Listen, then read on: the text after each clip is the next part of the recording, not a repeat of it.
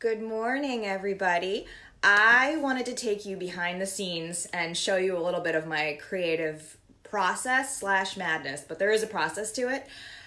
So first of all, when I get a new client, a lot of times I start with fabric as an inspiration or rugs as an inspiration. And in this case, we've got, I think, 5 different rooms of custom drapery that we're going to be doing. Just plain panels, so we're not going crazy. It's not like there's a bunch of like doodads everywhere and trim and stuff. It's just, nice quality panels. So we got to find fabrics for those, right? So the first thing that I do is I look around and see what I have in my studio, which that is all of this. So like that's my wall of fabric over there, and this is everything that I found. Look at that pile that could work for the project. So it's a bunch of different stuff. And then I kind of go through my different vendors as well and fill in the holes. So, and then I order samples online because I've got some books that they send me, but that's not their entire collections. So like Kravet sent me these samples that I order online, and they're free for me, as they should be because I buy their fabric as a trade member.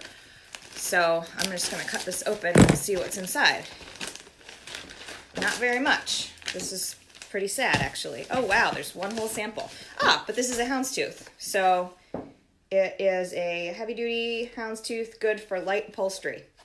So that's like, one thing that I would add to the pile, actually. So I'm just going to throw it over there. And then we've got this huge box that I got from Fabric Hut.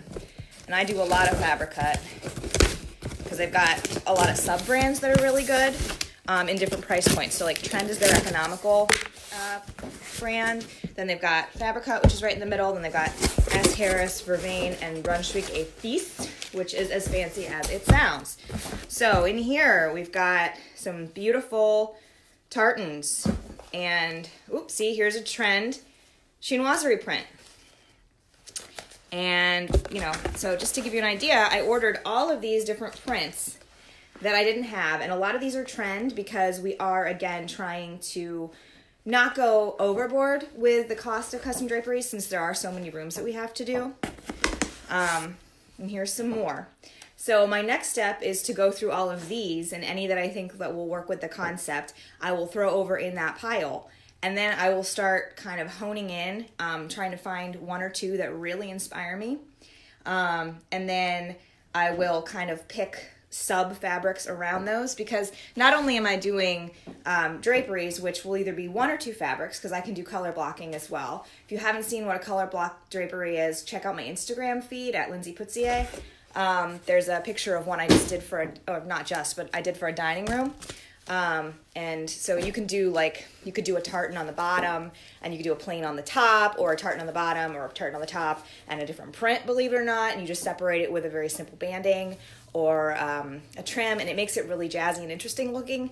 The labor's not that much higher cost, and if you go with more economical fabrics, it's not actually that much more than just a plain panel, and you get this like really custom wow print. Also, if you fall in love with a really expensive fabric, and to save money on yardage, like we did actually at that dining room, you can do, a fancy print on the bottom. Like this is a Stroheim. I'm guessing it's expensive just because it's a Stroheim. So you could do, this on half of it, and then you could go with a very economical solid for the top, and an economical trim, just a plain trim, like a Trend or Fabric Hut. Actually, in that case, we even did a Schumacher trim that was more economical. So this kind of veered off course, but I wanted to show you kind of like what I do with the fabrics. And I also start looking online at furniture, because I do a lot of custom upholstery, and I will order samples for those as well if I don't have them in-house. I do carry C.R. Lane, so I'll show you my big old pile of C.R. Lane here. Oh, and you can see, if I can actually get it, see all that junk on the floor? Not really junk, but those are accessories that I found this weekend at a thrift store, and I love them. And these are things that I incorporate in projects because it costs about the same as the stuff from Home Goods, only it's completely unique because it's all vintage. So here's the C.R. Lane pile that I have. that one, and then that one there. So I'll look through those, and there's actually a few prints that I don't have, so I'll also order more of those and then kind of incorporate those in as well. So a lot of my inspiration does come from fabric. I just love fabric. I'm kind of obsessed with it, and that is how I do that. So we'll talk later. I gotta go to a hair appointment. Thank God. Look at them roots. Bad. All right. See you later. Bye.